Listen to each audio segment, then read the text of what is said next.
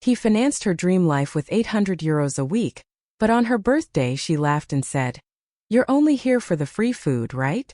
You didn't even stay for the cake." 36 hours later, 14 voicemails, 3 text messages, and a nervous knock on my door. I didn't expect a thank you, I didn't expect flowers, but I definitely didn't expect that. "You're only here for the free food, right?" Clara said loud enough for the whole terrace to hear, her champagne flute gleaming in the light as if she were receiving an award for the world's pettiest person. Laughter erupted around her.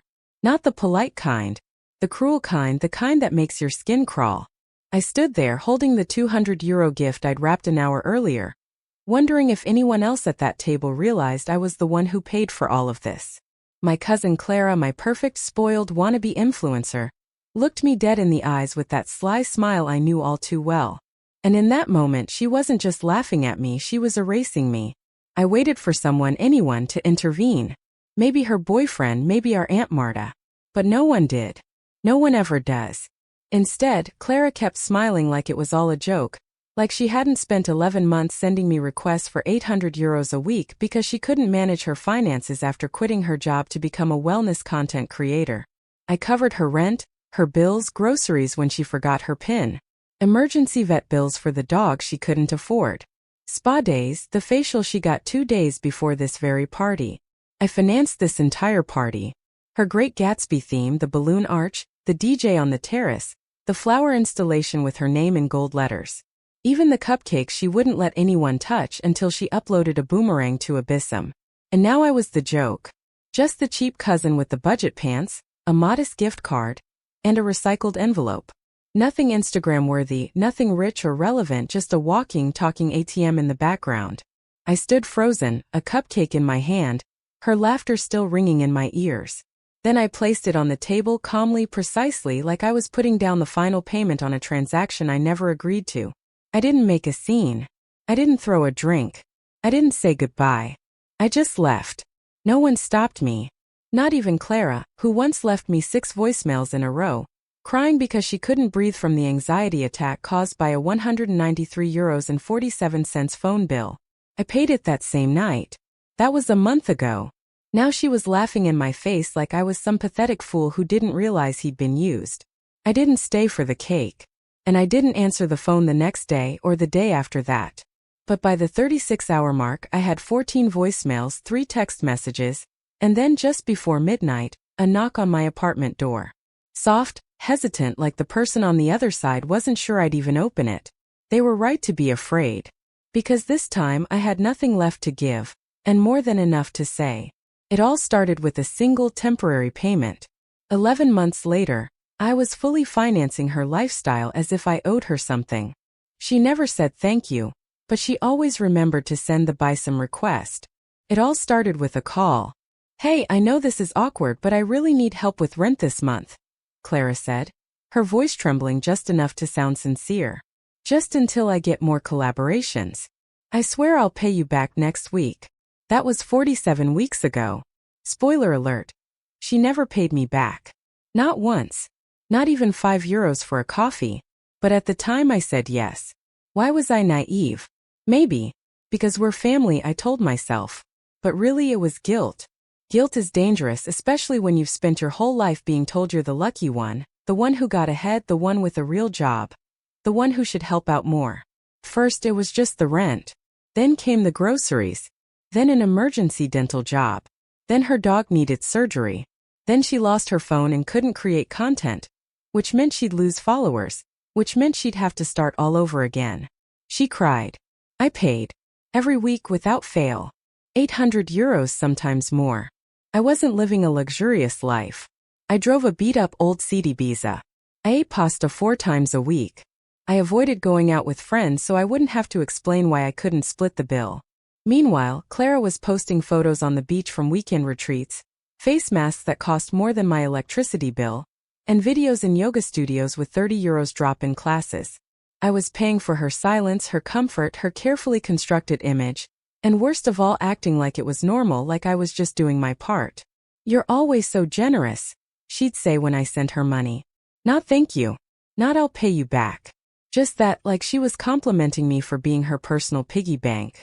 But the real breaking point came 6 weeks before the party. She called me sobbing inconsolably. Said she was getting evicted because her landlord was being unfair and demanding rent again like he was some kind of monster. It's just temporary, she'd begged. Please, I'm drowning. So I transferred her 2,400 euros in one lump sum. The next day she posted a picture from a new spa. The caption read, "When you realize the universe provides. #blessed #abundance mindset." I stared at the screen for a full minute, rereading it over and over. I was the universe now. That night I started logging every transaction. Rent, food, beauty treatments, emergency Cabify rides, payments to her hairdresser, 89 euros to a bakery for gluten-free cupcakes for her dog's birthday. Yes, a dog. By the end of the month, the total was over 31,000 euros. I could have bought a new car, paid off my student loans, traveled somewhere. But instead, I had completely financed a wannabe influencer's lifestyle. And still she called me cheap. That word stung more than I expected because she'd said it before. Started as a joke. Once when I brought beer instead of wine to a family barbecue, she rolled her eyes and said, "So cheap and boring. So you." Another time when I declined her idea for a joint birthday trip to Ibiza, she muttered, "Don't be so tight." I ignored it. I always ignored it. Because she was going through a lot, because she didn't mean it, because I was the responsible one, the quiet one, the one who always picked up the pieces. But something shifted after that spa post. Something broke. The next time she called to say her Wi-Fi had been cut off, I paused. Let the silence stretch longer than usual. "Are you there?" she asked, her voice already on the defensive. "I'm here," I said slowly. "But I don't know why anymore." She was quiet. "Because you always help," she finally said. "You said you'd always be there for me." And there it was. Not gratitude, not humility, but entitlement. She didn't see my help as an act of kindness, she saw it as a duty, as if I owed her this lifestyle. And then I understood. This wasn't support anymore. This was servitude. That week I didn't send the 800 euros. The next day I woke up to 3 missed calls. Then a text. "Hey, something wrong with the transfer? My landlord is texting me again." I didn't reply. The following week she sent me a BISUM request again, no message, just the number 800. I declined it. 2 hours later, she uploaded a story saying, "Funny how some people disappear just when you really need them. Real ones stay." I laughed out loud. And then came the birthday invitation. The Gatsby-themed terrace event I didn't want to go to, but felt obligated because she called and said, "I really need this to go well. I want you to be there." I mean it. So I went. With a gift. With clean clothes I'd ironed myself. With every shred of dignity I had left. And she mocked me in front of everyone for being there just for the free food. And they laughed. No one defended me. No one asked, "Hey, isn't that the guy who practically paid for all of this?" And now she was calling, texting, begging because the gravy train had stopped and she had no one else to turn to. But I didn't answer. Because this wasn't about the money anymore. It was about how much of myself I'd sold for the sake of being accepted, and how utterly done I was with that deal. When she showed up at my door crying, I thought that maybe, just maybe, she finally understood. But she doubled down and I was the one who burned the bridge. The knocks came just before midnight. I ignored the first one. Then came the second, softer this time, like whoever was on the other side had lost the nerve to continue. I knew it was her. I waited. "Please, I just need to talk, Clara." The same voice that called me once at 3 a.m. because her Cabify got lost and she didn't want to pay the nighttime surcharge. The same voice that begged me for help with her rent. The same voice that called me cheap in front of 30 people while holding a champagne flute I had paid for. I opened the door and there she was. Mascara smeared. A hoodie over her party dress. Heels in one hand like a defeated prom queen. Eyes glassy, makeup smudged. But still Clara, the girl who knew how to look just broken enough to be forgiven. "I didn't mean it," she whispered. I didn't speak, I just moved to the side. She stepped inside slowly, like a child expecting to be scolded. She was drunk. It was a joke, "I didn't think you left," and then you didn't answer. "I thought you were mad, but were you? No, I didn't mean it like that, I didn't." You said it. Exactly like that. She opened her mouth again, but I wasn't waiting for her to find the right lie. "You called me cheap?" I said. "In front of people." People I don't even know. People who ate my money with little gold toothpicks and laughed while they did it. I didn't ask you to pay for everything. She blurted it out, her voice cracking. I didn't. You didn't, I raised an eyebrow. Let me refresh your memory. I pulled out my phone, opened Bysum and showed her. Page after page. 800 euros. 400 euros. 1,200 euros. Even 36 euros for sushi because her card was declining. You didn't ask. You begged. You cried. You manipulated me with guilt. And when I stopped paying, you humiliated me. She crossed her arms, suddenly defensive. Why are you being so dramatic? You make more than enough. What's a few thousand, that was it? I felt something snap in my chest. I had to take a deep breath before answering. You know what? I said quietly. I do make enough. And for 11 months I lived like a ghost so you could pretend to be alive. I ate ramen so you could post pictures of lobster rolls. I skipped therapy because I couldn't afford it after paying your rent. I suffocated so you could breathe in your stupid eucalyptus-smelling yoga studio. Clara's eyes filled with tears again. I didn't know, she whispered. I didn't reply. You didn't care. Silence. And then her signature move. I'm your family, she said softly. You said you'd always help me. And there it was again. The manipulation. I said help, I nodded. Not disappear for. She looked at the floor, and then suddenly, so what? You're cutting me off? Forever? After all, after everything? Repeat after me. What do you call everything? The part where you sucked me dry and laughed in my face? Or when you pretended I didn't exist until it was time to pay a bill? Her face hardened. You're exaggerating. Perfect, I said, stepping towards her. Maybe I'm finally matching your energy. That stung. She took a step back. You think you're better than me now? I didn't respond. I just see who you really are. She opened her mouth, but nothing came out. So I continued. You stood in front of a crowd and tried to make me small. You humiliated the one person who has been on your side since day one. And now you come with tears and guilt, expecting me to bend again. She swallowed. I just need some help. Just this month. The rent is due and I didn't say a word. Just sharp, clean silence. She looked at me, stunned, like no one had ever said no before. I walked to the door and opened it. You're not my responsibility anymore, Clara. No more. Her lip trembled. But I don't have anyone else. You had me, I said. And you laughed me out of your life. She stood there for a second, hurt, angry, maybe both. Then she grabbed her bag and walked out, her heels clicking sharply, muttering something under her breath. I closed the door behind her, locked it. Then I turned off my phone. Really? No more transfers. No more requests. No more pretending being used is the same as being loved. I thought cutting her off would make me feel guilty, but what I felt was freedom. The only thing more surprising than her silence was how fast it came crawling back. The quiet was strange at first. No Bysum notifications, no dramatic 2 a.m. voicemails, no text with crying emojis, and just one more time, as an excuse. For the first time in almost a year, my phone was silent, and honestly I thought I'd feel guilty. I thought I'd lie awake at night, wondering if she was okay, if she paid her rent, if her dog ate, if she'd upload some cryptic story that would make me second-guess everything. But I didn't feel guilty. I felt relief. Sharp, electric, overwhelming relief, like someone had taken a weight off my chest I didn't even know I was carrying. I cleaned my apartment.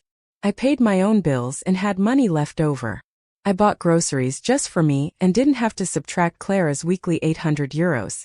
I even booked a therapy session I'd been putting off for 6 months. And still nothing. Not from her, not from her mother. Not from anyone in that toxic, always smiling, eternally demanding circle she'd built around herself like a moat. Until day 8.